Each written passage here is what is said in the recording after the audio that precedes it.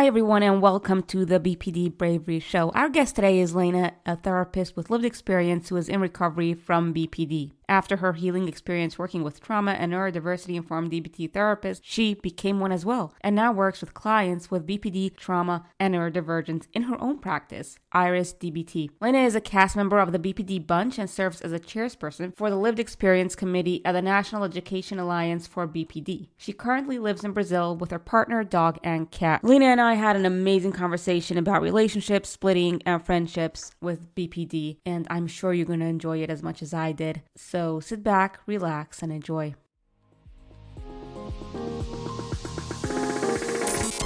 Hi, and welcome to the BPD Bravery Show, where we discuss tips, strategies, struggles, triumphs, and success stories related to borderline personality disorder. Here is your host, Faye Green.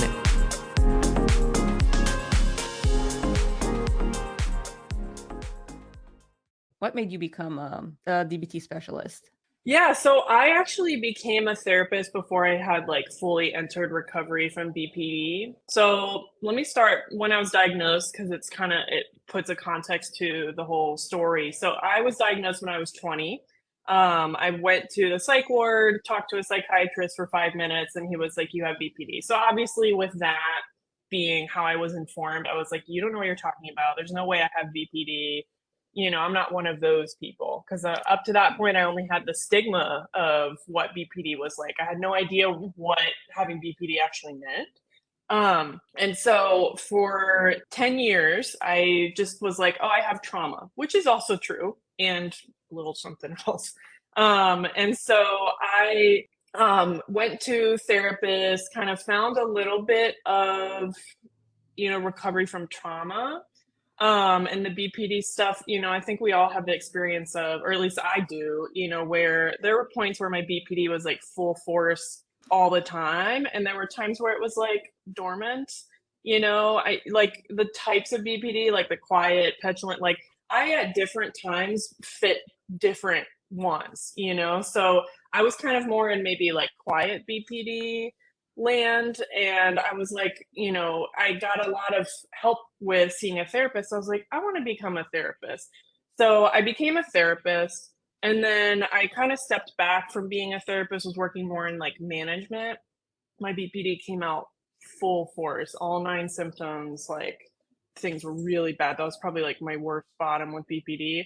I started going to a DBT therapist, and that was the first time that I accepted I do have BPD, and entered recovery. And it was such a profound experience for me, and kind of similar to Marsha Linehan, who became, developed DBT because, she was like, if I'm getting out of hell, I want to help other people get out of hell. It was something that kind of gave me meaning, and I want to stay alive because I want to help other people not suffer like this. And so, yeah, now I'm DBT therapist. I'm going on for Linehan certification, and I'm in recovery. So that's kind of the elevator pitch of the whole story. Wow. And you can get the Yeah. Linehan certification from where you live, right?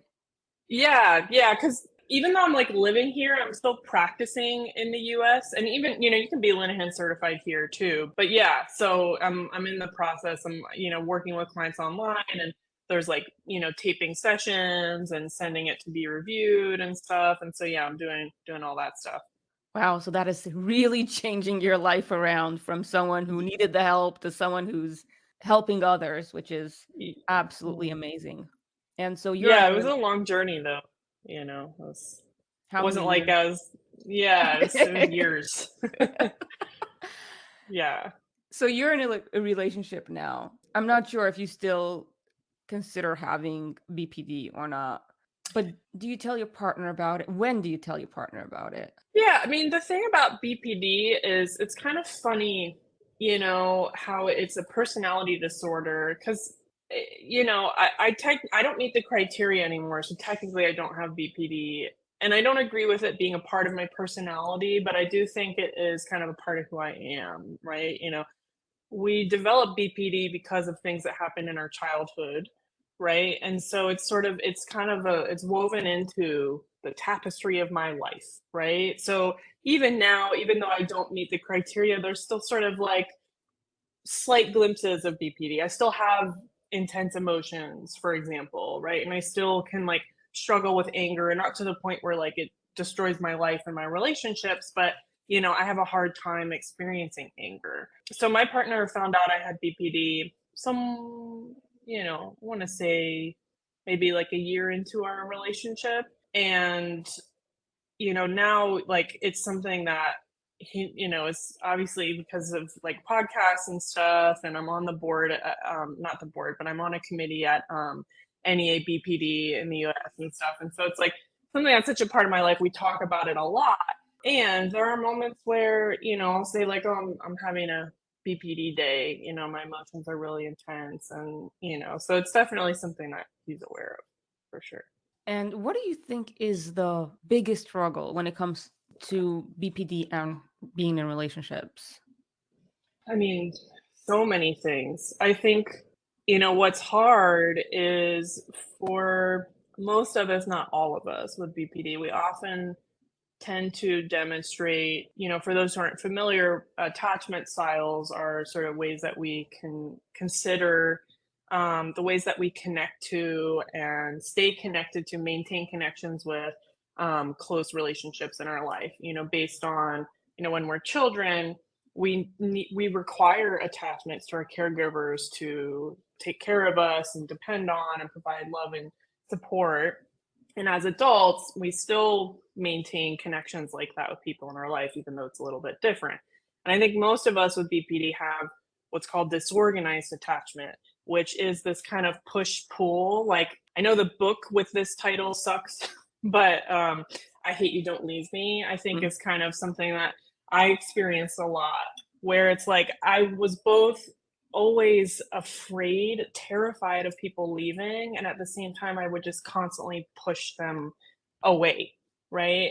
Especially for those of us with BPD, we often have had a lot of experiences with relationships where we have experienced abuse, we have experienced abandonment, and so a lot of these reactions are valid considering our traumatic experiences, and we don't know how to kind of step out of that and develop what's called secure attachment, which is, where we feel secure enough in the relationship that if our partner goes away for a while, we aren't afraid of them leaving, things like that. Right. So it just makes the whole thing really hard.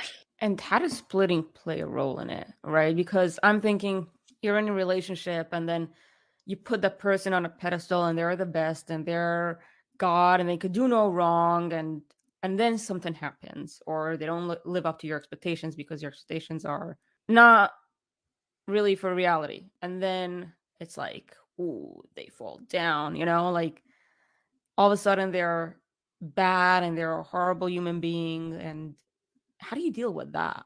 Well, I think like splitting comes from a place where we don't always know how to relate to the close people in our life, right? Like I'm in a very secure and healthy relationship now, almost to the point where I'm like, like, what is this? Like, how am I, who is this? Right? Like, because before this relationship, didn't really have any successful relationships. I'm in my 30s, and, it wasn't until I was in my early 30s that, I got into this relationship and experienced a healthy relationship. But this constant feeling like people were either there to sort of rescue me from myself or they were there to cause me harm, I think comes from, again, a lot of us develop BPD because we haven't really had the opportunity to be shown and taught like what healthy, secure relationships looks like. Like when we first started dating, I would really freak out anytime my partner would not respond to a message for hours at a time. And my therapist was like, that's kind of a normal thing that happens, if he's at work or playing soccer or whatever it is, different things he does. And I didn't really understand that. My experience of relationships before this one was people were either supposed to be there all the time, or not at all. Right. And so I think splitting is, while we do it because of this like evaluation, devaluation sort of back and forth, it's also because we don't really know what relationships are supposed to look like. Like what is being there sometimes, you know? It's Yeah. like confusing. Oh, I can relate. I made up my own mechanism for splitting. I'm not sure if it's the right one, but that's what I do. And Yeah. maybe you have a better idea of what to do. But what I would do is, as soon as I'd split, either way, like if I start thinking extremely highly of this person or the opposite, usually the problem is the opposite, but then I would just take a step back and remove myself from the situation. So if it's like I was texting someone, I have to turn my phone off. I have to like put space between me and that situation or the person. And then in my brain, and this is a weird thing. So if it's like I'm splitting on them, I'm the devaluation part. Am I saying it right? Devaluation part. Yeah. If I'm that, so what I'll do is I'll start listing 5 good things about that person to kind of counteract it. So it's not the black and white space. I'm trying to kind of get to the gray space, and usually that does help me. And then again, I also put in a time buffer. So even after I do that, I'll be removed from the situation until I feel like I'm in the gray zone or whatever it's called. But this is something I was desperate to figure out how to deal with it when I had it, because I knew it was destroying me, it was destroying my relationships. So I came up with this method. But what is another method or a better method to deal with splitting? No, I love that. I did something kind of similar on the opposite end where, I would really struggle with if someone ended a relationship with me. It felt like God has broken up with me, right? Like I Mhm. really struggled with letting people go after the end of a relationship. And so I would write down things I didn't like about them. So, I love that you're doing this on the other end.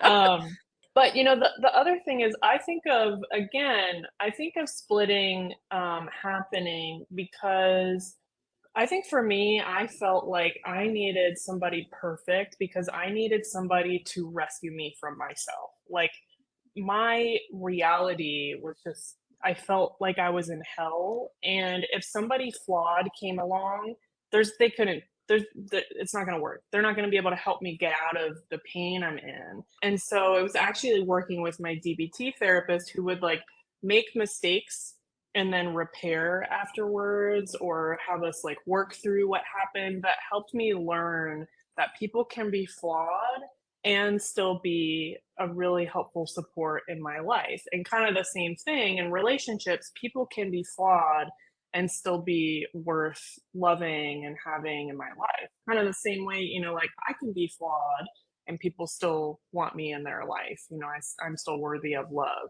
Right. So I think for me, that was a lot of how I kind of worked on the splitting, is acknowledging that, the flaws aren't infinite, right? People have strengths and they have challenges.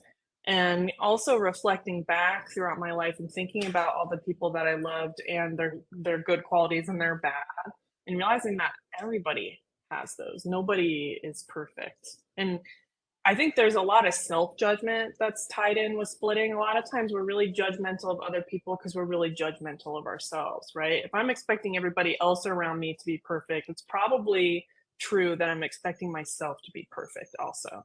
And so learning how to be more non-judgmental of myself and self-validate is a huge part of, being okay with people, the people in my life doing that, right? Like, there are certain things that I love about my partner that make him, sort of perfect in my eyes or whatever. And there are certain things like when he leaves for work, he always leaves his slippers like in front of the couch instead of putting them away. Right. And every time I see it, I laugh because I'm like, how many times have I asked him to put these away? And I'm like, it's kind of beautiful, these silly little things that make him flawed, because it I don't know, makes him more of a person. Because he's human too, Yeah, after yeah, all. exactly. What can people that are in relationships with people with BPD, what can they do, or what should they know? What should they be aware of? That's a great question. There's lots of great resources. Like the book Loving Someone with BPD is something I would highly recommend. And great tools like this podcast and the BPD bunch that have like episodes specifically about this, right? Are super helpful. It's a big question because like how we all experience BPD is really different and there are some similarities, right? So much of what my partner has had to learn is knowing how to just kind of ride the waves with me. Because so much of like what can sort of drive the relationship turbulence for someone with BPD is how our partner reacts to it, right? And that happened at the beginning of our relationship where I would freak out and then my partner would freak out and then we're both freaking out. And now we've, through a lot of work and couples therapy and stuff, like we've learned how to ride the waves together. And the thing, as those of us with BPD are very aware of, is that we experience really intense emotions and they don't last forever, right? And so my partner has learned how to stay calm when I'm at a 10 out of 10, right? Because eventually I will find my way back down. So a lot of patience, a lot of, that equanimity of being able to sort of stay calm when I'm maybe not at my calmest, I think has helped a lot. And so much of what helps too is working on those communication issues. So a lot of the things that might drive my partner to freak out when I freak out are things that he doesn't always know how to communicate about either, right? Like, I might communicate in a certain way and then, like my issue is maybe knowing how to hold things and process them before I communicate them. I just an open book with him. Whereas he has the challenge more so where he will kind of hold on to things, right? And so a lot of what's helped me, ironically, maybe, is, him working on that as well and communicating his needs, right? Because then that doesn't add to this cycle of me sort of acting out and then him, reacting because he's got open communication on his end as well. And in that vein, for us, one of the things that we would get into a pattern with a lot in the beginning is when he gets upset, he will kind of stay quiet because he wants to like process. Whereas myself, and I think a lot of us with BPD, I'm like, let's just throw it all out, right? Let's go like Mach 5, full speed turbo fight, right? And I think for a lot of us, like for myself, silence was used as a punishment in my household, right? And was usually like the sort of warning sign of big problems to come. And so I realized that when he was getting quiet, that was making me more triggered. And so what, we've worked on is when he needs a moment to process, instead of just giving me the cold shoulder, he'll say like, I'm too upset right now. I need some time to think this over before I, talk with you. And that's been, such a simple thing, but such a huge calming factor for when I experience really intense anger or really intense emotions. Cause I know that he's still there. He's not abandoning or he's not, thinking of all the ways he wants to leave me. He's just letting, like little tools like that, I think can be so huge for those of us with BPD, because we have really big imaginations. And when he's quiet, that gives me so much room for my imagination to run wild. But if I get a simple, hey, I need some time to kind of think this over, it's such a simple thing, really. Like when our couples therapist suggested it, I was like, yeah, I don't know why I didn't think of that. But it's like, it's such a game changer. It sounds amazing. I should have used it. Yeah. I'm thinking if someone would have used it to me before things went out of control because I thought I'm being abandoned and then all hell broke loose, it would probably calm me down a lot. Mm-hmm. Instead of just not texting me and giving me the silent treatment for a couple of days and, then I'm going absolutely crazy. Just telling me I need some space, that would make the world of a difference. Mm-hmm. Thank you. That's an awesome tip. Not only for just your partner, but any relationship in your life. It could be friends, it could be siblings. That is a great tip. And have you found that you've lost friendships because of BPD? Oh, yeah. Yeah, I mean, I always tell, people in my life, like my partner met me sort of at the tail end of my BPD journey or whatever, right? Like I was kind of entering recovery when I met him.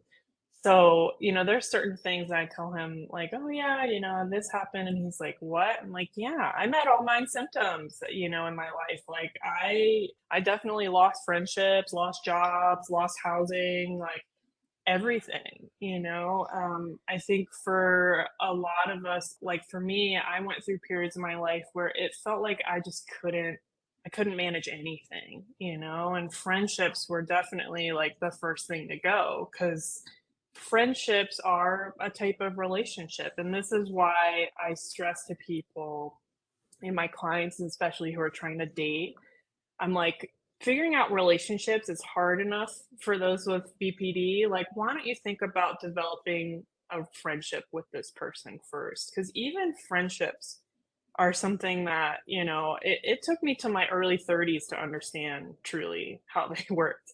I don't really have any relationships longer than, maybe 10 years, which is pretty long at this point in my life. But, I think we can hold a lot of shame for, not being able to maintain relationships.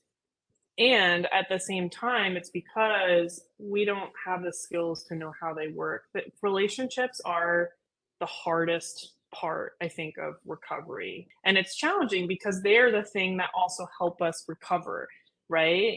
Support in your life.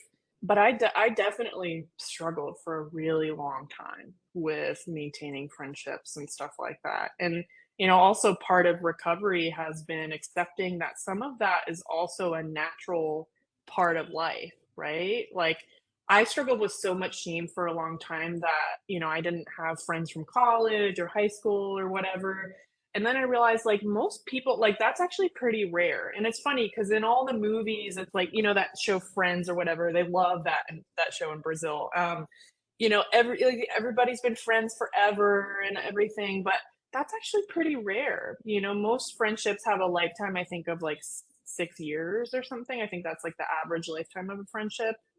We have to check that stat, but I think that that's correct. It's pretty rare to have longtime friends. And so part of learning how to better my relationships was also like learning to accept like it's not entirely my fault. I'm not like a horrible person that's impossible to be friends with. It's also just a part of life is, you gain friends, you lose friends. But Yeah. what is it for people that were hurt so badly by friendships dissolving or whatever, just ending, or Yeah. relationships ending, that they're so afraid to enter new ones, to try new ones? They're trying to isolate themselves as much as possible to prevent that roller coaster of pain again. But isolation isn't the answer either, because isolation is awful for a person's mental and probably physical health too. Yeah, and it can be hard to find that balance because again, for those with BPD, we don't always know how to have those kind of gray area relationships. Relationships are all or nothing, right? That was definitely true for me for a long time. And part of learning how to not isolate for me was learning how to have like layers of friendships, right? Like having the friendship, like I go to a Pilates class, twice a week here. And there are people in my Pilates class that I'll chat with when we're there and we're friendly, but we don't have each other's phone numbers. We certainly don't hang out outside of class. And it's a really healing thing is like just having kind of acquaintance type relationships or friendships that are limited to a certain place. Like maybe I have people I'm friendly with at work and we don't hang out with each other outside of work. Because I definitely struggled with either I had people that I hung out with all the time and we had this really like enmeshed relationship with each other, or I would be a hermit and not talk to anybody. And part of what's helped me is learning how to have, like I said, the different layers of relationships. Not everybody is going to be your best friend, and they don't have to be, and that's okay. True. Sometimes it's really nice to have the people that you chat with time to time, and that's it. Yeah, that's true.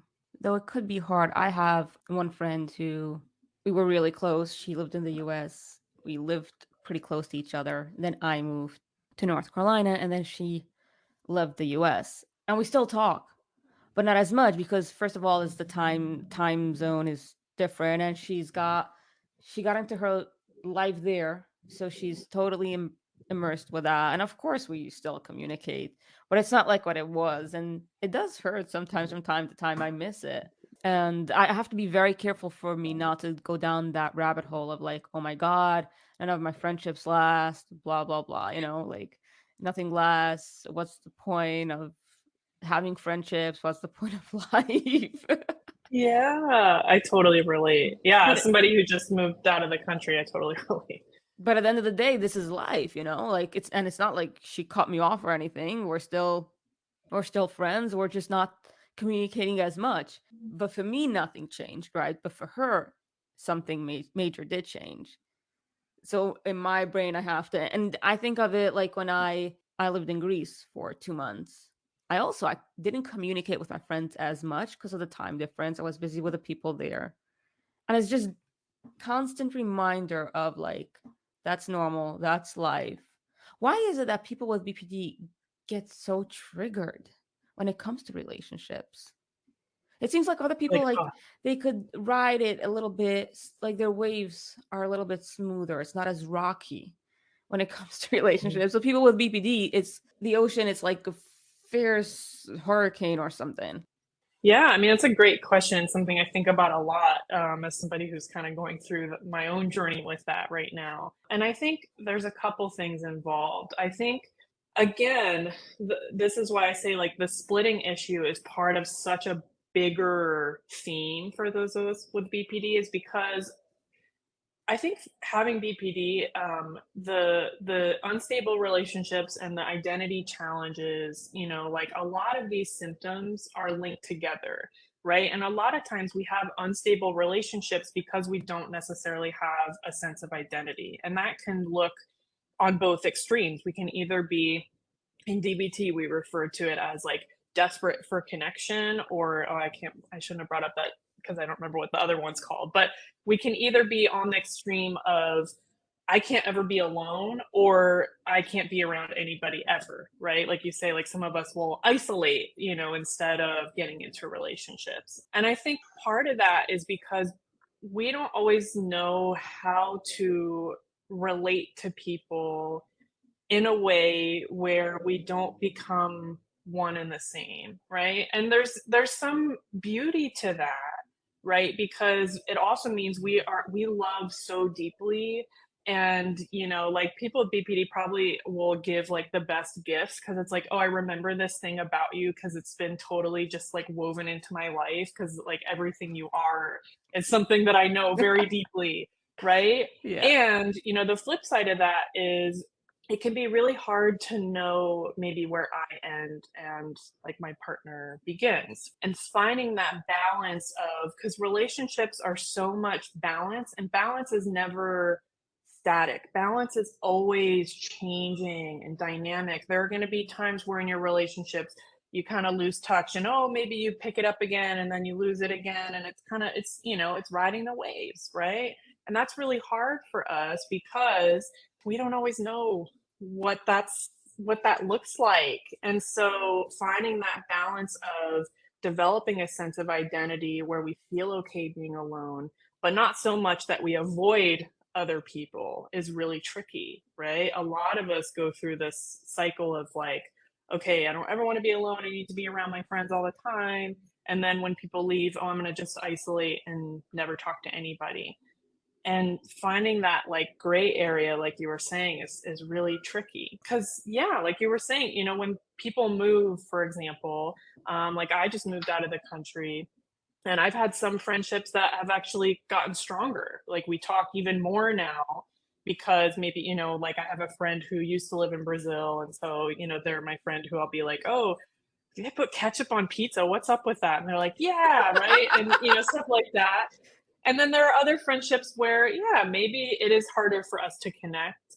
And I'm still learning in my life, as I think a lot of us are, that even when people go away, doesn't necessarily mean they're gone forever, right? Sometimes we True. can kind of lose touch with people a little bit. And it's not because they don't love us, or they don't care about us, or we did anything wrong, or they did anything wrong. Sometimes relationships just drift. Stuff comes up, like life happens, right? And relationships are kind of like planets orbiting the sun. Sometimes they're really close and sometimes they're really far away. And learning how to kind of flow with that, it's a tricky journey for sure. A very tricky journey indeed. Yeah, because yeah, we can feel like you were saying, like if someone starts to drift, it's like, oh my God, everybody's leaving, right? And there are times in our life where like relationships, like life developmental stages, like going to college or, having kids or whatever it is, right? Like where there are just natural shifts in our relationships, and it can feel really personal. And it's not always really personal. Sometimes it's just a part of life and something, as much as friendships leave, they also, enter our lives. We're It's true. always meeting new people and making new connections. And yeah, it's a wave to ride for sure. That it is. Do you have any advice for people with BPD in regards to relationships? Oh, so much. I don't know where to start. I could talk about this topic all day. I think for me, the biggest part of learning how to have healthy relationships, like I said, was developing my own sense of identity. And I remember like when I first went to DBT and my therapist was like who are you? What do you want for your life? What are your goals in 5 years? It was like, I don't know. Like stay alive, right? I think like this is something I talk to my clients about all the time is like when we are in this place of just trying to survive, trying to, stay alive and navigate our emotions, we also really miss out on developing a true sense of who we are. And so much of having relationships is kind of having a sense of who we are, right? And so a huge thing that was helpful for me in my relationships is developing the different facets of my identity, both the professional, like finding a work that is meaningful for me, and also like learning how to roller skate and getting into pole dance and stuff, like the different pieces that make up who I am that are important to me, that are outside of relationships and also include relationships, right? Like developing relationships that hold meaning, whether like, for you, if that's like being part of a religious group, or, for me as being part of the BPD community where, I have these relationships in my life now, that are part of like what give my life meaning, right? All that stuff has made it so much easier for me to relate to and develop relationships with the everyday person who's not in that community, like my partner who doesn't have childhood trauma and like is a relatively like healthy person. I'm like, who are you? Like, what is this? But because I know who I am and I love myself for all the things I've been through, I'm like able to have a relationship with someone like that. That's Even as funny awesome. as it is at times. It's amazing that there are so many people. Hopefully, there is a ton of people who don't have childhood traumas and don't have those issues. Yeah, yeah, right. Because the other thing is, for those of us with BPD, we can often feel like, oh, I didn't have trauma in my childhood, but everybody has some level of trauma. And I joke my partner doesn't have trauma, but honestly, being alive is kind of traumatic in a lot of ways. And building relationships with people who I can relate to over that, as well as relate to in all the various aspects of who I am, has been a huge part. Because I think for those of us with BPD, we can often get stuck in like, this is my thing, this is who I am, I can only relate to people who are like this, right? And it's like, even if, like my partner and I come from two very different places, cultures, identities, and we found something to relate to each other over. I think that's been a huge part of developing relationships for me, is also learning how to relate to people, even if it seems like we have nothing in common. Yeah, thank you. It makes a lot of sense. I believe that at the core of every human, we're so much more alike than we think. Because I grew up in a cult, and we were taught that everyone outside of the cult is different. They're the other. And in my head, they were so different. I could not, because we look different. We had a very different lifestyle. We spoke different languages. I thought of them as so different than me. And when I left after college, I was interviewed for a magazine in New York. And this reporter asked me, what was the most shocking thing after leaving your community that you found?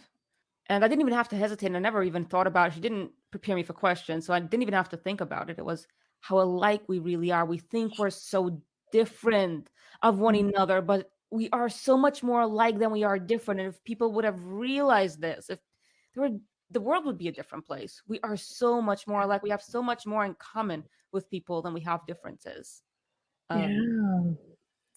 So that's huge. Yeah, it is. Yeah. I think. Yeah, because I mean, I think that relates too to having BPD is we can feel like, oh my God, I am like no one else. I can't make friends with people because I'm broken or whatever, right? And the thing is that every person in life has the thing that they feel like makes them less than, has the thing that they are proud of, has the thing that, you know, has made them feel like they are broken, right? And it's amazing how, like you said, alike we can be, even if it seems like we are so completely different. And this is one of the things that I talk about in my DBT skills group is one of the DBT skills is non-judgmentalness, and we can feel like judgmentalness, you know, or being non-judgmental means like, oh, I don't care, I don't have any standards, everything's Gucci, everything's fine, you know. And the thing is non-judgmentalness means we still discern what are things that are good for us or not, right? And we take a more kind of open view of what that looks like and not necessarily judging things on the surface. Like when I first moved here, I was like, there's no way I'm going to make friends down here. Like I'm from a completely different world than these people. We have nothing in common. And over time, I've learned, like, even if on the surface it seems like we have nothing to relate to each other over, it's pretty amazing how you can find something with anybody that you relate over. Even if it's just, oh, we like the same TV show. It's like, you know, that means something. If you can relate to somebody from across the world over the same TV show, that's pretty damn cool if you think about it. You know? That it is. Yeah. Thank you so much for doing this. And thank you for everything you're doing for the people with BPD, the BPD bunch, and your practice.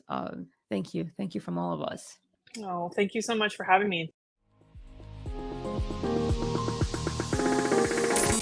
Thank you so much for joining us on today's BPD Bravery Show. If you've enjoyed it, then like, share, and subscribe if you haven't already. Make sure to tune into our show every Monday and Friday. And remember, you are so much more than your BPD.